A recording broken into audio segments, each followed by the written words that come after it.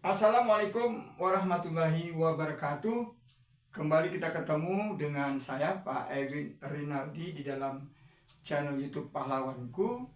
Dan tentunya pertemuan hari ini adalah pertemuan yang sangat membahagiakan kita, bahwa kita masih sehat, masih mampu untuk berpikir, dan masih semangat untuk mau belajar.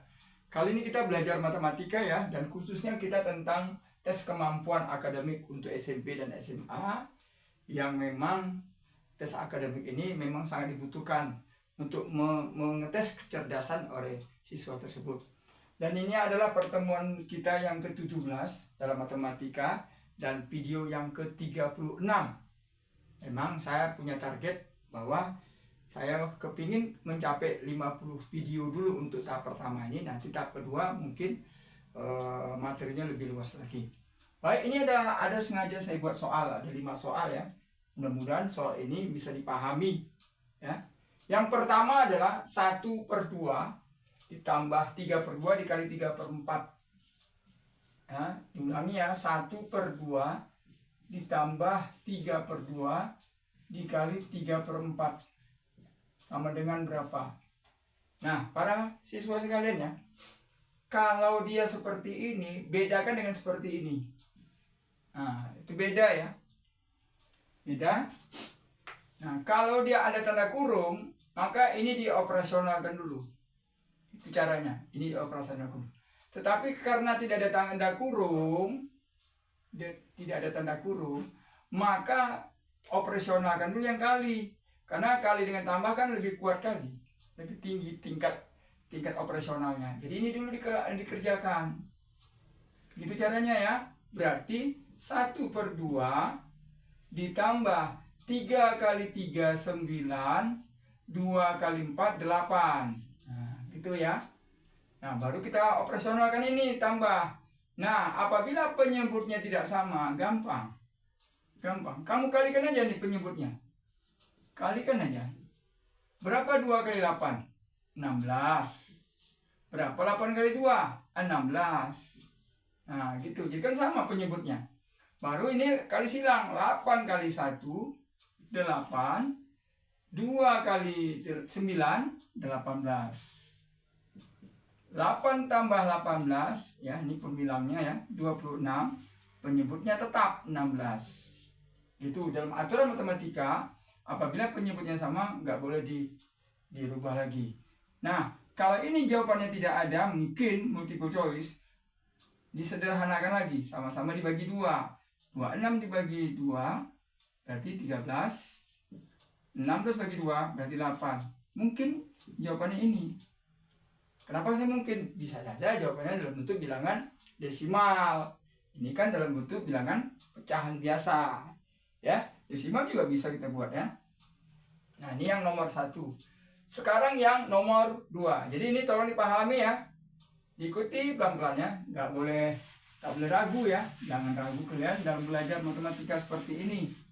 Nah, nomor 2, 50 dipangkat setengah ditambah 128 dipangkat setengah juga dikurang 162 juga dipangkat setengah sama dengan berapa? Para siswa sekalian, pangkat setengah ini misalnya A, akar A itu sama dengan adalah akar. Itu ya. Jadi ini sebenarnya akar ini. Jadi ini diakarkan aja gitu. Ya, diakarkan ya. Nanti apa gunanya diakarkan? Supaya kita bisa nanti menyelesaikannya nanti dalam bentuk penyederhanaan terhadap akar. Berarti akar 50 ditambah akar 128 dikurang akar 162 sama dengan. Nah, nih. Bagaimana mengoperasionalkan seperti ini? Tidak ada yang sama ini. Nah, upayakan disamakan. Jadi gini ya. Pernah ini juga saya sampaikan. Bagaimana nih menyederhanakan akar 8? Kalian harus cerdas ya. Bahwa akar 8 itu kan akar 4 dikali akar 2. Maka akar 4 ini kan 2. 2 kali akar 2. Maka hasilnya 2 akar 2. penyederhanaan dari akar 8 adalah 2 akar 2. Sepertinya ini juga mengarah ke situ. Nah, mengarah ke seperti situ ya. Lihat ya. Oke. Lihat caranya. Oke. Akar 50 ini kan akar 25 dikali akar 2. Tambah. Benar kan? Karena 25 kali 2 kan 50. 25 kali 2, 50. 128 berarti akar, sini akar 2. Kira-kira 128 ini dibagi 2, berarti 60, dibagi 2, 4. Berarti 64. Ya, 120, 60, 8 bagi 2, 4. Berarti 64. Karena 64 dikali 2 kan 128. 128. Kurang akar, ini belum tahu kita ya, coba ya, ini akar 2. 160 bagi 2 berapa? 80. 2 dibagi 2, 1, berarti 81. Karena akar 81 dibagi akar 2 ya. Karena 81 kali 2 kan 162. Nah, ini kan nampak ini sama semua ini. Kan sama ini. Jelas kan sama kan? Nah, tapi ini sederhanakan dulu. Akar 25 ini kan 5. 5 kali akar 2 berarti 5 akar 2 tambah. Akar 64 ini kan 8. 8 kali akar 2 berarti 8 akar 2 kurang. Akar 81 9. 9 kali akar 2 berarti 9 akar 2. Inilah gunanya kali-kali. Kepada kalian yang belum hafal kali-kali, sangat rugi kalian kalau kalian nggak hafal kali-kali. Inilah saatnya bergunanya kali-kali itu luar kepala. Kali-kali 1 sampai kali-kali 10. Tolong dihafal kembali ya. Jangan malu, jangan ragu. Bersama dengan temannya saling tanya jawab gitu ya. Jangan malu ya. Ya, kalau belajar itu harus betul-betul sejak dini dan dengan hati. Makanya semboyan saya itu belajarlah dari yang kecil, dari yang sederhana. Belajarlah dari yang sejak dini. Belajar mulai hari ini dan belajarlah dengan hati. Supaya semboyan yang saya buat ini terkena pada diri kalian. Ya, oke, lanjut ya. Operasional tambah dengan kurang berarti kan duluan tambah. 5 tambah 8, 13. Karena variabelnya sama berarti tetap. Kurang 9 akar 2. Lagi-lagi variabelnya sama berarti 13 kurang 9, 4. Berarti hasilnya adalah akar 4. Maaf, 4 akar 2. Ini hasilnya 4 akar 2. Insya Allah jawabannya ada ini. Ya, Pak, bagaimana seandainya nggak ada? Ya mungkin saja seperti ini. Ini 4 ini kan dari akar 16. Berarti kali akar 2. Bisa saja ya. 4 ini kan dari akar 16. Akar 16 kan 4. Berarti 16 kali akar 16 kali akar 2 sama dengan berarti akar 32. Boleh jadi seperti ini. Boleh jadi. Bisa jadi ini, bisa jadi ini. Gitu dia ya. Makanya dasar-dasar ini memang harus kalian kuasai lah. Ya. Oke, kita lanjut di nomor 3 ya. Nomor 3. Ini pelan-pelan aja ya. Pelan-pelan, jangan apa, dan selalu diskusi sama teman-temannya ya. Nomor 3. 30% dari 40. Nah, kita coba cara pakai jalannya, cara cepat nanti akan saya ajarkan. Berarti sama dengan 30% dibagi 100%. Dikali 40 sama dengan ini maksudnya. Berapa 30% dari 40? Berarti kan perbandingannya terhadap persentase yang tinggi, yakni 100%. Persen dengan persen kan dimatiin. Mati. Kemudian nilai ada 2. Ini 1. Ini 1 lagi kan habis. Maka kan tinggal 3 dikali 4 di bawah kan 1. Nah, 3 kali 4 12 per 1 ya 12. Ya bolehlah 12 per 1 sama dengan 12. Gitu ya. Nah, bagaimana cara cepatnya? Nah, cara cepatnya seperti ini. Ini udah ya. Cara cepatnya seperti ini, lihat. Kan persentase ini kan 100. Nolnya 2 kan. Caranya ini. Kan tinggal 3 kali 4 sama dengan kan 12. Nah, itu cara cepat. Nah, bagaimana dengan nomor 4? 60% dari 5. sementara nolnya tidak ada. Nah, kalau begitu cara cepatnya gini. Ini habis, ini jadikan 0,5, berarti 6 dikali 0,5 sama dengan 6 kali setengah 0,5, 3 gitu. Ini jadikan 0,5. Tadi kan tidak ada nolnya, jadikan 0,5. Artinya diambil 10-nya kan jadi dia 0,5. Diambil 10-nya, gitu maksudnya. Kalau dia 50 diambil 10-nya kan tinggal 5. Kalau 5 diambil 10-nya dia jadi 0,5.